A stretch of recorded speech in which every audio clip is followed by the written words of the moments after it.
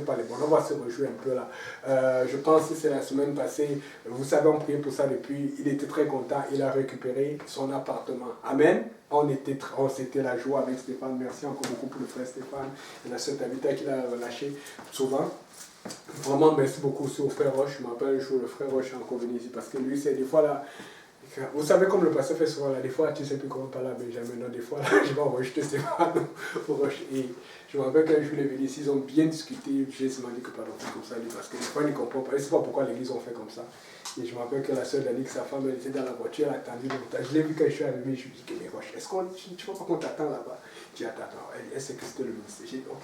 Donc, vraiment, on est content, mais ce qui me fait peur, c'est que quand ça va bien comme ça, le diable n'est pas content. Vous savez, on était sûr que ça allait déconfiner, mais ça ne déconfine pas. Donc, fait qu'on avait un programme déjà ce jeudi pour aller faire des activités. Et puis, l'évangélisation est passée du temps aussi à venir parce qu'on va être plus souvent là-bas maintenant à Hochelaga. C'est comme notre nouveau quartier général.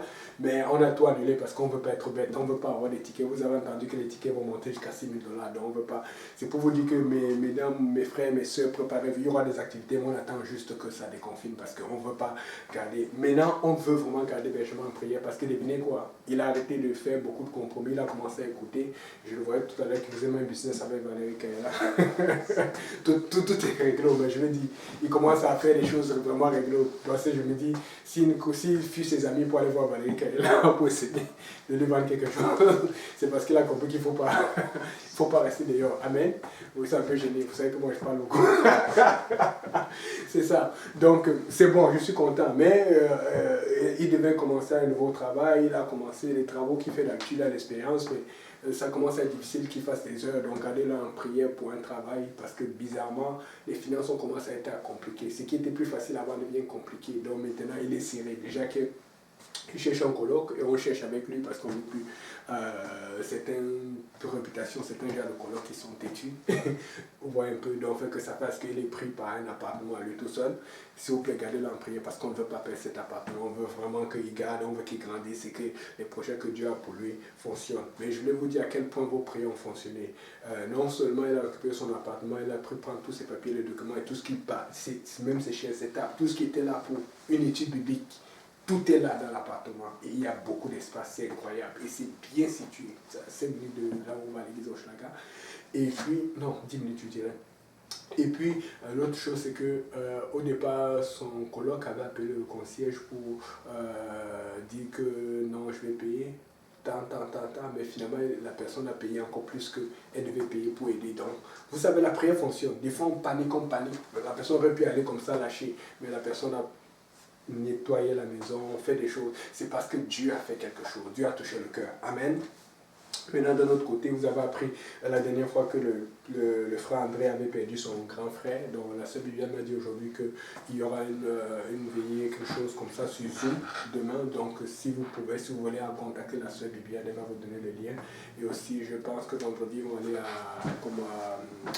au truc de mort, là, vous savez, les maisons funéraires là, et tout ça là. Donc, contactez la sœur Bibiane, elle a plus de détails par rapport à cela. Et c'est 25 personnes, je pense, mais on est un groupe de 10. Donc, ceux qui voudraient soutenir le frère André, qu'ils contactent la sœur Viviane. Aussi, on garde en prière la famille Toa, la sœur Aimée, la famille Pasteur Serge qui a perdu sa maman, une maman que nous aimions beaucoup. Je ne sais pas qui ne connaissait pas cette maman-là. Une adoratrice de feu. Je n'ai jamais vu une maman qui a 70 ans, adore, vous savez, j'aime souvent les comparaisons, adore plus que certains jeunes qui sont supposés être en forme.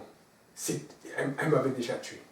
Oh, mais le Seigneur l'a récupéré, le Seigneur l'a pris. Je vous dis, comme le pasteur Serge disait, ça résonnait dans mon âme qu'elle disait ça.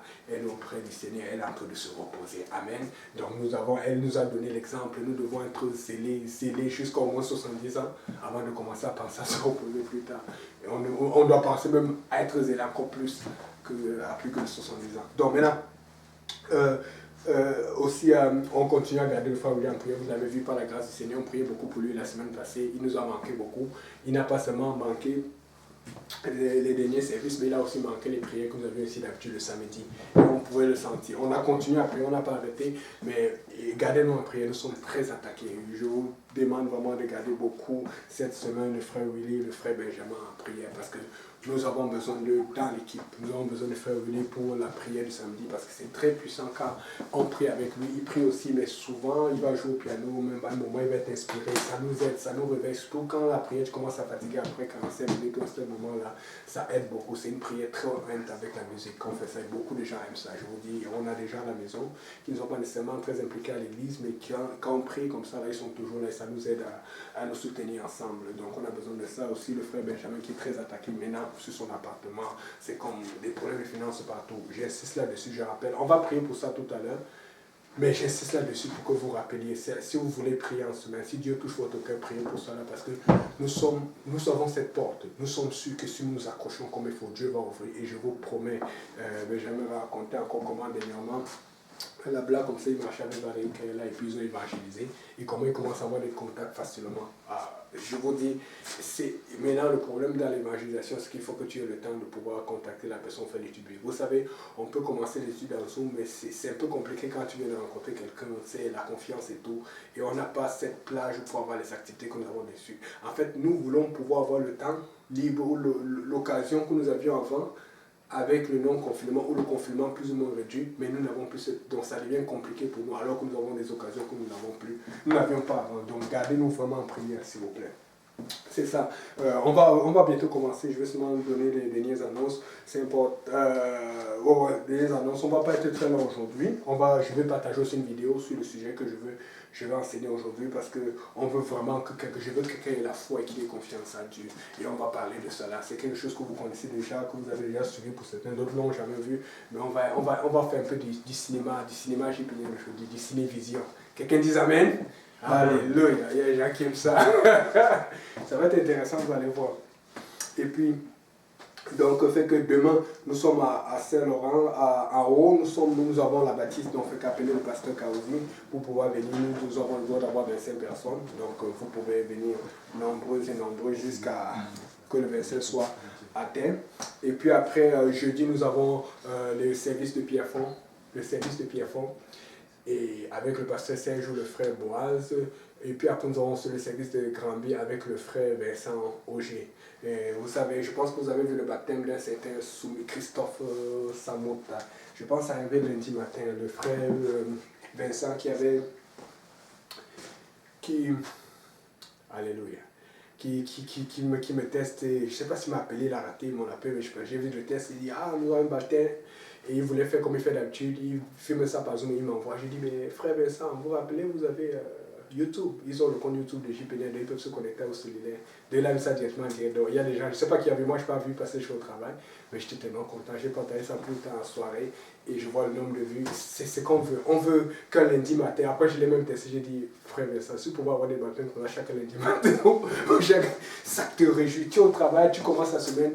C'est pas facile quand tu travailles au travail, il y a toujours un peu de lourdeur, de fatigue, après que tu as eu un bon week-end là, et puis on te dit qu'il y a baptême, et puis ça c'est comme waouh! Et puis non seulement c'est bon, c'est directement en direct, mais ça fait parce que je n'ai pas besoin d'aller recharger les vidéos quand ils m'envoient. C'est directement en direct, donc c'est sur YouTube. Tout ce que je fais, c'est modifier le titre et ajuster pour que ce soit présentable. Et c'est tout. Mais le travail est déjà fait. C'est ce que nous voulons. Nous voulons avoir plus de gens comme ça qui apprennent à se connecter par le compte YouTube. Vous avez des baptêmes, envoyez-nous. Vous avez des choses qui se passent, une exclusivité, envoyez-nous. Nous voulons que le peuple de Dieu se réjouisse parce que ça encourage beaucoup de gens. Vous allez voir que quand il y a des baptêmes, il y a beaucoup plus de vues que quand il y a même l'adoration et tout. Parce qu'il y a des choses qu'on est déjà habitué à faire. Nous voulons des baptêmes. Donc, regardez aussi le frère Vincent de Granby en prière avec la sœur Alexandra Martinez. Elle a tellement parlé en langue pendant ce baptême que j'ai... Waouh, il dit Alléluia. Ils vont tellement bien ensemble. Gloire au Seigneur. Que Dieu bénisse la sœur Alexandra. Maintenant, aussi vendredi, nous avons le service JPNL. Le service JPNL, c'est toujours encore l'ancienne baptiste de l'église de l'Est. Avec la dernière fois, c'est le frère Achille qui a prêché, je pense, parce que le sera de retour. Appelez le frère David Kaouzi si vous voulez y aller. Et puis, c'est ça. Samedi, nous avons une réunion de prière. Et puis dimanche, nous avons sur Zoom. Et puis dimanche, nous avons nos services habituels. C'est ça. On va donc commencer. Je ne sais pas si tu avais... Donnez-moi juste une minute. Est-ce que tu avais arrêté la précédente vidéo? Je n'ai pas arrêté. J'ai commencé. Non, j'ai commencé à enregistrer. Ah, ok, Là, je coupe. Ah, ouais. Sinon, ça va être trop.